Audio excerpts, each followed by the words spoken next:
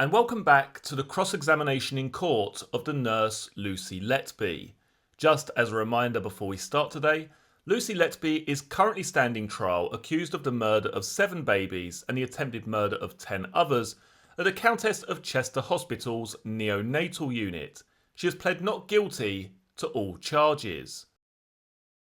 Nicholas Johnson KC is continuing to cross-examine Lucy Letby on child H. Letby is asked if staffing issues contributed to child H's collapse. She says no, but believes the management of the chest drains was a contributory factor. Lucy Letby: I believe it has been accepted throughout the trial that there were issues with the chest drains. Letby said the location of the chest drains on child H may have been a factor, and that child H's pneumothoraces were not treated correctly due to a lack of experience, and nobody seemed particularly confident on managing the number of chest drains. She says that was down to multiple doctors.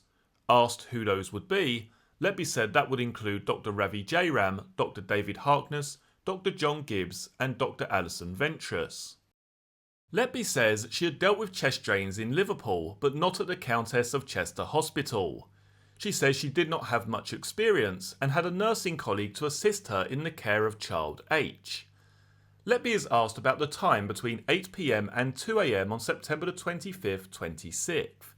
She says she cannot recall specifically the assistance she had from a nursing colleague that night, but she was there on and off and gave me a lot of verbal advice that night in the management of child H's chest drains and on baptism after the collapse of child H. Mr. Johnson reads from child H's father's statement. He refers to being at the unit until about midnight and was woken up from home in the early hours. Letby's nursing note is shown to the court. It includes ×2 chest drains in situ at start of shift, intermittently swinging, serous fluid ++ accumulating, 23:30 bradycardia and desaturation requiring neopuff in 100% to recover, 10 ml air aspirated from chest drain by Reg Ventris, inserted a third chest drain. Mr. Johnson says Letby misrepresented the time of this event. Letby tells the court she would have got that time from her notes written at the time. An intensive care chart is shown to the court. It includes, for 2200 hours, 2210 DSAT, SHO present, serous fluid ++ ×2 drain. Letby says she cannot recall which SHO was on duty that night.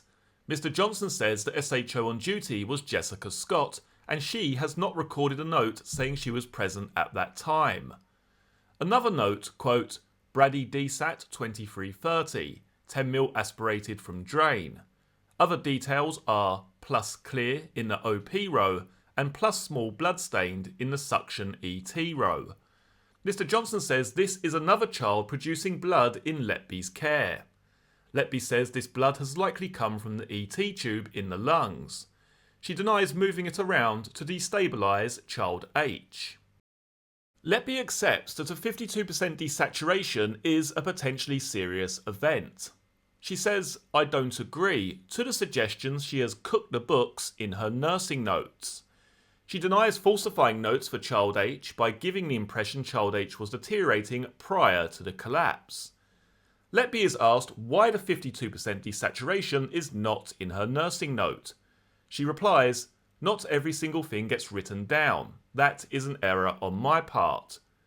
Letby says that SHO was present from that earlier desaturation. Letby denies writing in the intensive care chart after child H's collapse. Nicholas Johnson: You're making this up as you go along, aren't you? Letby replies, no. Mr. Johnson says child H's father's statement, which was agreed evidence, did not mention a collapse or an SHO being present. Letby, however, denies lying. Dr. Alison Ventris records a note for child H, timed at 11:50 p.m. It begins, quote, several episodes of desaturation in past 2 hours. First one after gas taken, became agitated. Mr. Johnson says Letby told this information to Dr. Ventris. Letby says she did not know if she told her this information, she may have been present in the room. Dr. Ventris adds, further episodes, no change in heart rate, recovered with bagging. Oxygen requirement down to 30% between episodes. Letby denies trying it on or falsely creating the impression to Dr. Ventress that child H had been having problems for a couple of hours. Mr. Johnson says the notes on the observation chart and Letby's nursing notes don't match. Mr. Johnson asks if this is an innocent coincidence, and Letby agrees. An observation chart for child H is shown for September the 25th, 26th. Letby is asked if the results show any concern up to midnight. Letby replies, "This, the observations taken, reflects that specific moment in time," and says that chart shows no concerns with all readings in the normal range. Dr. Ventress added in her 11:50 p.m. note, "Second chest drain advanced back into 4 centimeters as was almost out, done prior to chest x-ray." Letby is asked why she had not noticed that. Letby says medical staff put drains in and managing them was not part of her nursing role. She accepts she knew chest drains were more secure when stitched in rather than taped in. She says she was checking the chest drains. She denies removing the chest drain to cause a desaturation just after child H's father left. Mr. Johnson asks about Letby's error, as mentioned in her evidence, about the timing of the blood transfusion being completed. Letby said on May 15th, the 0200 blood transfusion completed should read 3 a.m. Letby says she has miswritten it from looking at the charts. A blood infusion therapy chart is shown in Letby's writing, which has in the time-ended column what appears to be 0205 corrected to 0305. Nicholas Johnson: "The same mistake in 2 different places? What happened after 0305? Lucy Letby: "I don't recall." "Really? Child H had a cardiac arrest." Letby is asked how on earth she made the 0205 error. Letby replies, "Because we're human people. We make mistakes." Letby says the error is mine on the nursing notes, but the timings were otherwise accurate. Letby says she cannot remember child H's father being present. The father recalled mottling running out of her skin towards her fingers. Letby says she agrees there was mottling on child H's skin, but not that it was moving. A blood gas chart for September the 26th is shown to the court for child H. Letby agrees the reading at 6:44 a.m. is a good blood gas reading. Mr. Johnson says child H had had a miraculous recovery. Letby replies, "Yes." Nicholas Johnson: "Were you pleased?" "Of course I was pleased." "Or were you frustrated that you had failed in your attempt to kill her?" "No." The second event is being discussed. For the night of September the 26th, 27th, Lucy Letby was the designated nurse for 2 babies in room 2. Nurse Christopher Booth was the designated nurse for child G in room 2, and Nurse Shelley Tomlins was the designated nurse for child H in room 1. Elizabeth Marshall is the designated nurse for 4 babies in room 3, including child I. The court hears a seriously ill baby was brought into the unit during the night. The court hears Letby in her evidence to defence on May 15th said she did not have much to do with child H on the night shift. Letby said she was reliant on medical notes as she did not recall with any great detail that night for child H. Dr. Matthew Neame was the registrar that night, with Dr. Jessica Scott the night SHO. Letby accepts she had got confused in her defence statement between the events of this night and the previous one. She rules out staffing levels as a contribution in child H's deterioration. She says she cannot comment on medical incompetencies as she was not child H's designated nurse and was not present for much of the shift, and rules out a doctor or nurse making mistakes. Letby is asked if she was involved in an event timed at 9:15 p.m. for child H, who had a desaturation and bradycardia. Letby said she did not remember. Dr. Neame, in evidence, said, quote, "ETT removed by nursing staff, and that nurse was Letby alone." Lucy Letby replies, "Well, I don't have any recollection of that." A text is shown from Letby to a colleague at 9:51 p.m. Quote, "I've been helping Shelley, so Lee's still involved but haven't got the responsibility." Letby says she does not agree she would have removed an ET tube by herself. The neonatal schedule shown for 9 to 10 p.m. shows no duties for child H, for which Letby has been named as the nurse. Letby is asked about what she had been helping Shelley with, as per her text message. She says she had been helping with child H. She denies taking an opportunity to sabotage child H. Nurse Shelley Tomlin's note for 9:45 p.m. is shown. The court is shown Nurse Tomlin's note for that shift, which include, quote, "Around 20:30, child H had profound DSAT and brady. Air entry no longer heard and capnography negative, therefore ETT removed and doctors crash bleeped. New ETT cited on second attempt. Copious secretions obtained via ETT and orally, blood stained. 21:45, desaturation to 40% despite good air entry and positive capnography. ETT suctioned quickly with thick blood-stained secretions noted. Child H recovered quickly after. Letby denies altering child H's ET tube to cause bleeding. Mr. Johnson asks if Letby was bored with the children she was looking after in room 2 prior to child H's collapse. Letby replies, no. She denies she had time on her hands. At 12:45 a.m. on September the 27th, Letby is recorded as liking a post on Facebook. At 12:46 a.m, she liked a Facebook photo posted by a colleague. Letby says she may have been on her break at this point. Mr. Johnson says Letby was involved in a fluid balance chart for one of her designated babies around that time. Letby replies, yes, at 1 a.m. Child H's father's statement is read to the court, in which he said quite late on Saturday, September the 26th, he went to rest, and was woken up shortly afterwards to get to child H's bedside. Letby denies using the time the father was away as an opportunity to attack child H. Lucy Letby: no, I've never attacked any child. Letby says she couldn't say if she was covering for Shelley Tomlins at 1 a.m. An observation chart is shown for child H for September 26th, 27th. Hourly observations are made between 8 p.m. and 4 a.m, except for 1 a.m. Crash call bleep data is made at 1:04 a.m. and 1:06 a.m. for child H. Mr. Johnson says Dr. Neame gave evidence to say when he arrived, Letby was present. Nicholas Johnson: is that right? Lucy Letby: I can't say, from memory. You were there, weren't you? I can't say exactly where I was, from memory. Letby denies making an alibi at 1 a.m. for the fluid balance chart for her designated baby. Lucy Letby: that's me giving cares to the baby I was allocated. Nurse Shelley Tomlin's record, written at 3:49 a.m. for the 3:30 a.m. desaturation, quote, 0330, profound desaturation to 60s, again requiring neopuffing with no known cause for desat. Copious amounts of secretions yielded orally, pink tinged.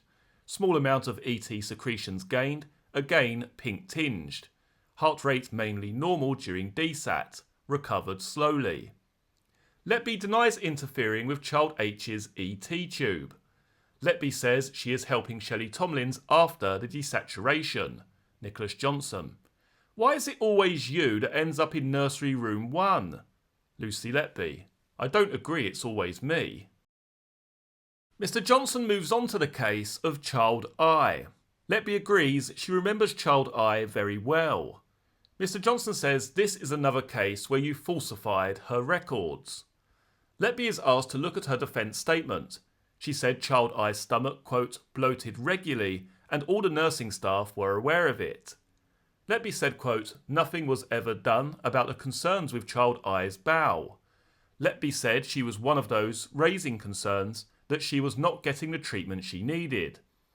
The defence statement adds Letby did recall one handover to nurse Bernadette Butterworth, that child I desaturated and became apneic, and she assisted in care thereafter. Letby, when asked, rules out staffing levels as a problem that led to child I's deterioration on September 30th. For September 30th, Letby was looking after child I and 2 other babies in room 3 on her long day shift. Letby rules out medical incompetencies or mistakes made by medical staff that led to child I's collapse on September 30th. Letby is asked to look at child I's medical records from September 26th to 29th and observations early on Letby's shift on September 30th. Letby agrees child I was stable at this time. A temperature of 36.1 C is recorded for child I at 11 AM and the hot cot temperature was turned up. Letby denies by this time she had fallen out with medical colleagues Ashley Hudson, Melanie Taylor and one other. The ward round posted a positive picture for child I on September 30th. Letby agrees. Child I was due her immunisations as noted on the ward round. Mr Johnson says this positive picture was similar to child G, when child G was about to have her immunisations. Mr Johnson asked what became an obstacle to that. Letby replies it was child I vomiting and having to be transferred to room 1. A feeding chart is shown for child I for September 30th. Mum fed and gave cares at 10 AM. The note is signed by Letby. At 1 PM, a 35ml feed was given via the NG tube, which had a 5ml aspirate. Letby says the 5ml aspirate is a very minimal amount. At 4 PM, a further 35ml feed is given via the NG tube. On both occasions, child I was asleep. At 4:30 PM, quote, large vomit plus apnea. N1 transfer to nursery 1. Letby is asked about child I's mother's routine. Letby says she cannot call specifically. She adds the mother would visit the unit regularly. Mr Johnson suggests Letby knew the family so well through the frequent visits that she got to know their routine when they would be in and out of the unit. Letby replies, I don't agree. Dr Lisa Beeb's note shows she was asked to review child I due to a low temperature.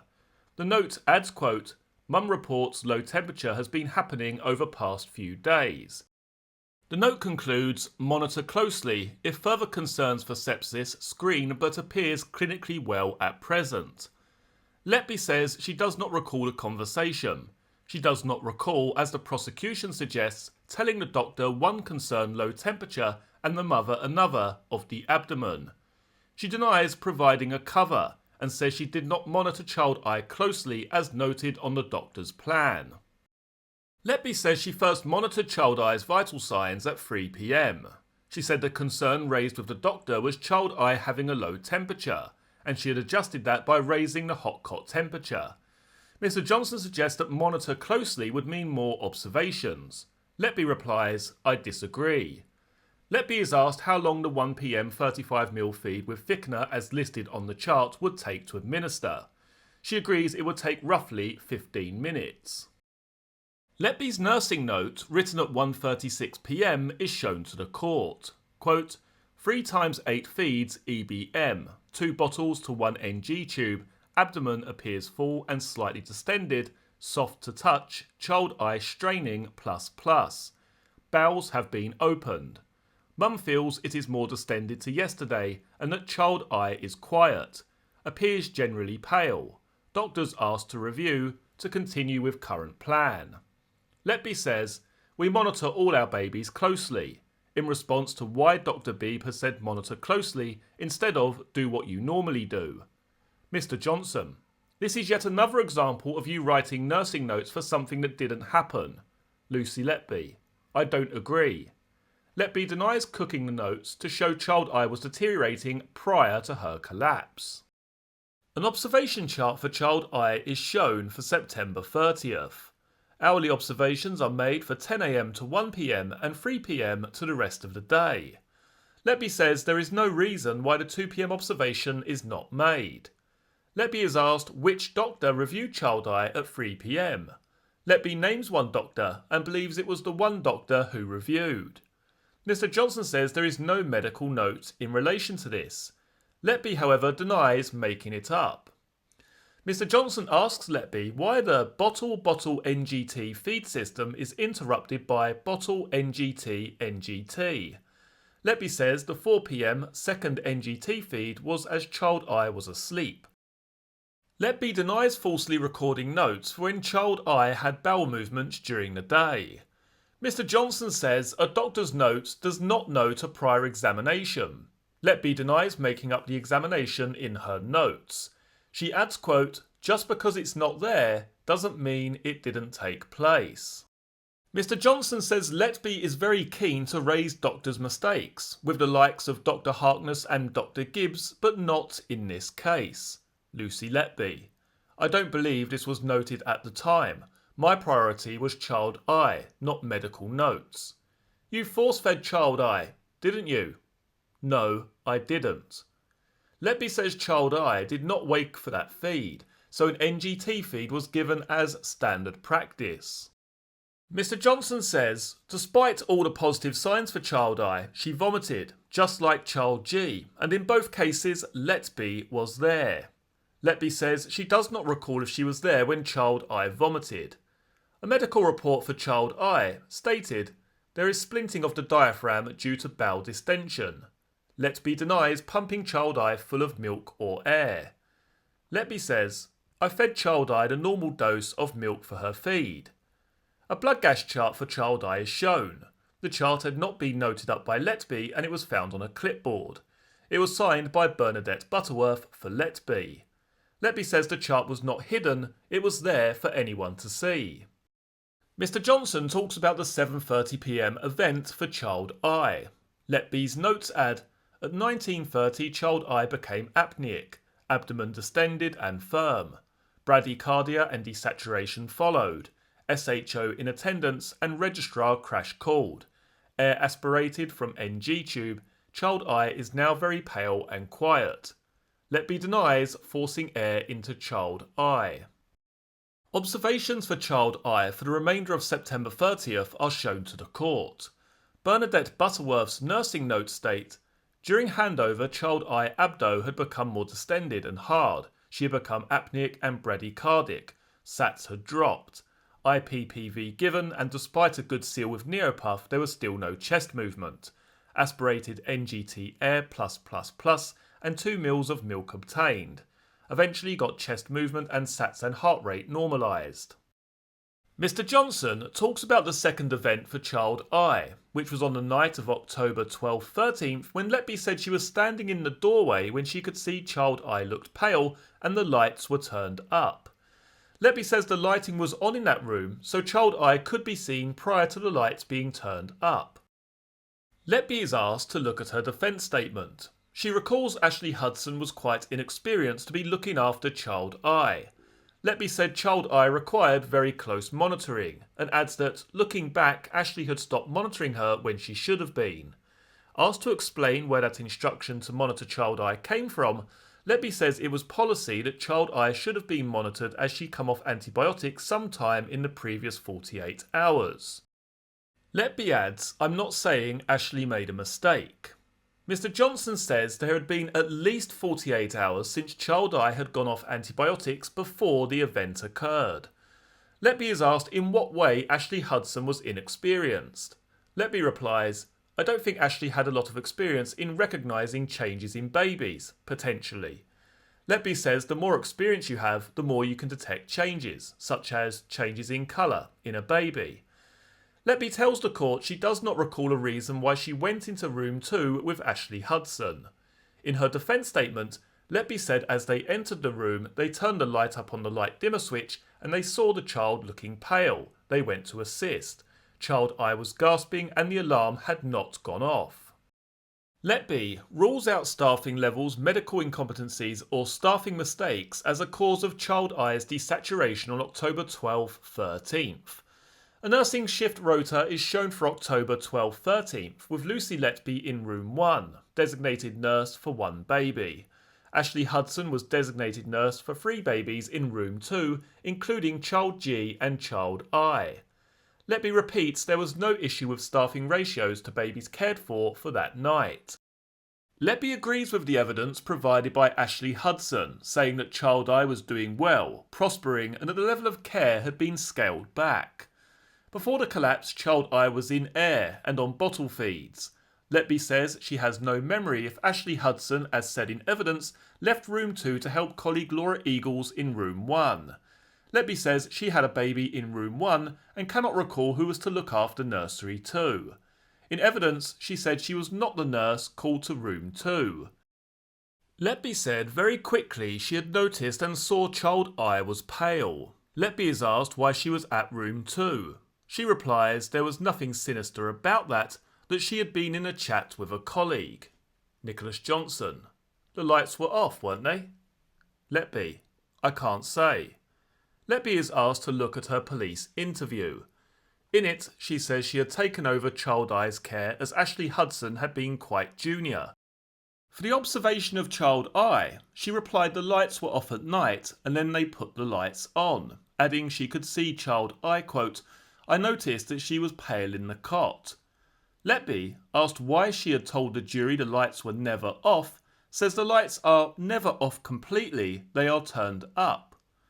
A second police interview has Letby saying, quote, we put the lights on. The lights aren't on in the nursery at night.